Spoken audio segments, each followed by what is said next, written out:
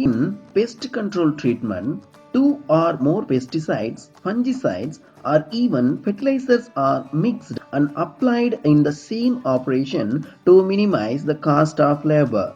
Before mixing up any two different chemicals, their physical and chemical properties should be well understood. Only compatible pesticides can be mixed. Incompatible pesticides should not be mixed. There are three different kinds of incompatibility of pesticides.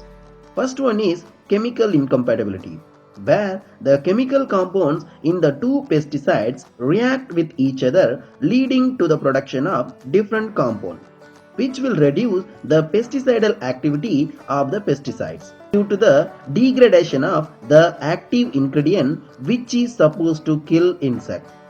Second kind of incompatibility is biological incompatibility. The two chemicals mixing together, it causes phytotoxicity to the plant. Whereas when they are sprayed separately, they are not phytotoxic. Third one is physical incompatibility, where when we are mixing the two pesticides together, they form some different physical properties which become unstable or hazardous for application. Like it may result in the separation of the active ingredients and the agglomeration of the particles, or sometimes it may lead to the explosive reaction when we are mixing the incompatible pesticides together. So, without knowing the compatibility of the pesticides, we should not mix them together. The adverse effect caused by pesticides to human being is termed as the hazard. Pesticide hazard happens in different times. Like it may be when the pesticides are manufactured or during the application of pesticides or even due to the consumption of the treated products. Typical example of the hazard due to the manufacturing is the Bhopal gas tragedy in 1984 at Bhopal, where the gas called methyl isocyanate, an intermediate involved in the manufacture of carbaryl, leaked, which killed 5,000 people and disabled 50,000 people. Totally 2 lakh persons were affected. Long-term effects like mutagenic and carcinogenic effects are felt by the survivors. The application of pesticides leading to the hazard is well known in India, as it causes blindness, cancer, liver, and nervous system diseases in the cotton growing areas of Maharashtra where pesticides were used in high quantity. And also psychological symptoms like anxiety, sleep disturbance, depression in workers involved in spraying DDT and malathion regularly is also observed. Consumption of the products that are treated by the pesticides also leads to the hazards. One such example is in Kerala in 1958, 108 people were died after consuming parathion contaminated with the wheat flour. In the areas of Kerala like Kasargod, where endosulfan was applied aerially in the cashew plant, led to major problems in the native peoples, which led the government to ban endosulfan in 2011 in Kerala. Later, it is banned throughout India. So, it is very important to handle the pesticides during all the pesticide handling process. From the purchase of pesticide until the disposal of the pesticide cover. The pesticide should not be stored anywhere near wells or domestic water storage or tanks, and the pesticide labeling should never be removed as long as the pesticide is in use. Then we should always store the pesticides away from the children and the flames. In case of any suspected pesticide poisoning, calling a doctor is mandatory. But before calling him, there are few first aid treatments that can be done by any person. Let us look into them. When the pesticides are swallowed, stomach content should be removed within 4 hours of poisoning. During vomiting, head should be faced downwards. To give the soothing effect, give either egg mixed with water, gelatin, butter, or the mashed potato. In case of nicotine poisoning, give coffee or strong tea as a first aid before going to the doctor. When there is a hazardous due to the skin contamination, the contaminated cloth should be removed immediately. The contaminated area should be thoroughly washed with soap and water.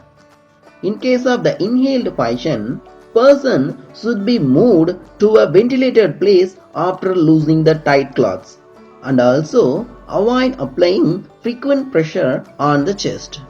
Let us see some of the antidotes and other medicines for the treatment in pesticide poisoning. Most common antidote that is used for the organophosphate poisoning is atropine sulfate and PAM. In case of carbamates, atropine sulfate alone is used as PAM is ineffective. In case of chlorinated insecticides, phenobarbital and calcium gluconates are used. And the same phenobarbital can also be used for the synthetic pyrethroid poisoning, as the mode of action is similar. Potassium permanganate is used for the poisoning of zinc phosphate, and in case of warfarin, the vitamin K1 and K2 are used. In case of the most commonly used fumigation agent, that is methyl bromides, epinephrine is used. Common salt, that is sodium chloride, activated charcoal, and gelatin are commonly used for the treatment of stomach poison in general. There is another product that is called universal antidote. The mixture of charcoal, tannic acid, and magnesium oxide at the ratio of 2:1:1, which is no longer used as they are ineffective. So nowadays using charcoal is preferred over this universal antidote. Let us see some of the impact of pesticides in agroecosystem. Starting with the pesticide residue. About pesticide residue, we have already discussed it. The pesticide that remains in the environment after application that causes problems to humans and non-target organisms. Examples are residues of DDT in the milk and the vegetables above the MRL, that is maximum residue level recommended for human consumption. Second impact of pesticides in agroecosystem is insecticide resistance. In nature, both susceptible and resistant population are present together. When we continuously spray the single pesticide or the pesticides with the same mode of action, susceptible population will die. And over a period of time, resistant population survives and multiply in huge number, which cannot be controlled by our current pesticides. This ability is due to the genetic change in the pest population in response to the pesticide pressure. These are all some of the examples of pests that have created resistance against the insecticide due to the indiscriminate usage of them. In India, in the list, if we see that Blutella silacilla have created resistance against almost all the insecticide that are all in use. And the other pests like aphids and whiteflies, they are not only resistant against the insecticides, they are also resistant against them, which is our third concern in impact of pesticides in agroecosystem. As we are continuously spraying the insecticides, the natural enemies which is going to feed on these sucking pests dies. Then after a period of time, the pest without natural enemy increases in higher number, which cannot be controlled by the insecticides, leading to the secondary pest outbreak, which was a minor pest before the pesticide application. In the insect resistant itself, there are two kinds. First one is the simple resistant, where the insect develop resistance only against the insecticide to which it is exposed. The next kind is cross resistant, in which insect develops resistance not only to the exposed insecticide but also to the related insecticides to which it is not at all exposed. The fourth concern or the impact of pesticides in agroecosystem is toxicity to the non-target organisms other than the pest. So, for the safe use of pesticides, the following factors should be taken into control. Pesticides should be used only when the pest has reached critical injury level. The recommended pesticide should be used at the recommended dose in recommended spray fluid. It is most important as our farmers' mentality is using higher concentration will kill insects faster. It should be avoided. Selective insecticides should be used rather than broad spectrum ones. as the broad spectrum ones kills the natural enemies of the pest, leading to the secondary pest outbreak.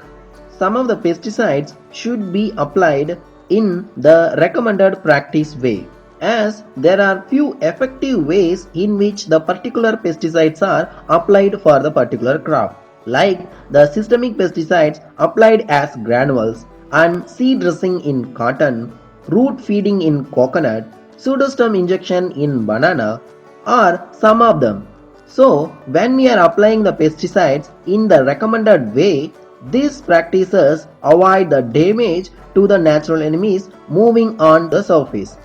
Another practice that is important is leaving the part of the field or skipping the rows without spraying any pesticides, which is called as refugia.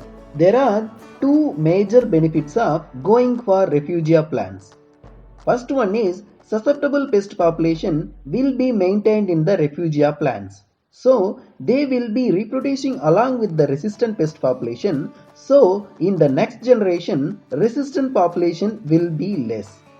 Second one is natural enemies will survive on the refugia plants as there is no pesticide residue and there is ample amount of food available for them to feed on. So it is always recommended to leave the crops without spraying any pesticides as a refugia crop. These refuges enables the predators to recolonize the crop later. Pesticides that are all least toxic to important natural fauna should be used, like using the neem oils and the eco-friendly insecticides, which are all green triangle and less toxic to the non-target organisms. And also, the insecticides that is reported to be causing resurgence should be avoided. Continuous monitoring of pesticide resistance is very essential, as we must look for it as it was coming anyway. As far as possible, biodegradable and the biorational pesticides like neem should be used, as spraying the pesticides only when it is most essential is highly recommended. Okay, let us move on to the question part. Which among the following is phytotoxic incompatibility? Physical incompatibility, chemical incompatibility, biological incompatibility, or none of the above? Question number 2 is Union Carbide Company was manufacturing DAS insecticide in which the intermediate gas DAS was leaked to cause Bhopal gas tragedy in 1984 at Bhopal. Write down some of the first aid treatment for the swallowed poison. Question number 4 is write down the antidotes for the following pesticides: organophosphates, pyrethroids, carbamates, zinc phosphides, and for the methyl bromides. Process of insect resistance: how the resistant population increases in number, and methods to reduce the formation of insecticide resistance. Question number 6 is insects developing resistance not only to the exposed insecticides but also to the other related insecticides to which it is not at all exposed is called as. Question number 7 is what is resurgence? And any part of the video that is confusing for you. Write down your doubts and the answers below in the comment. See you in the next class guys. Until then, bye bye.